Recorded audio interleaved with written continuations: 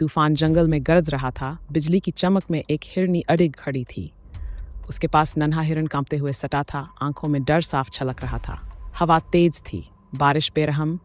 क्या वे समय रहते सुरक्षित जगह पा सकेंगे या ये रात उनकी सबसे कठिन परीक्षा होगी? रात का अंधेरा गहराने लगा था और आसमान में काले बादल छा चुके थे। लूना अपने नन्हे बच्चे फ्लिक के साथ जंगल में सावधानी से चल रही थी।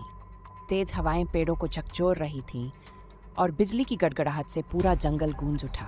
बिजली की चमक से पूरा मैदान रोशन हो गया। लूना ने अपनी बड़ी बड़ी सींगों को मजबूती से थामे रखा, जैसे वे तूफान से रक्षा कर रही हों। उसने पास ही एक घना पेड़ देखा और अपने बच्चे को जल्दी से वहां ले गई।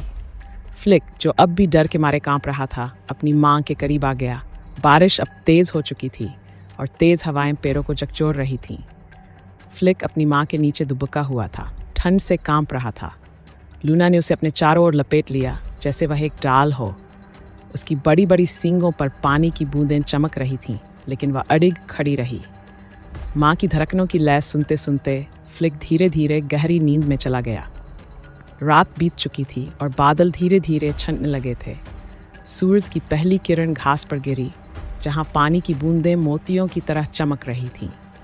लूना ने अपने नन्हे बच्चे को हल्के से पुचकारा। फ्लिक ने अपनी आंखें खोली और चारों ओर देखा।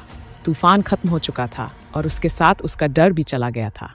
मां की मजबूत आकृति को देखकर उसे एहसास हुआ कि जब तक लूना उसके साथ है, वह हमेशा सुरक्षित रहेगा। मजीद ऐसी वीडियोस को देखने के लिए चैनल को सब्सक्राइब करिए और साथ में बेल आइकॉन को प्रेस करें टेक आपको ऐसी अच्छी अच्छी वीडियोस मिल सकें।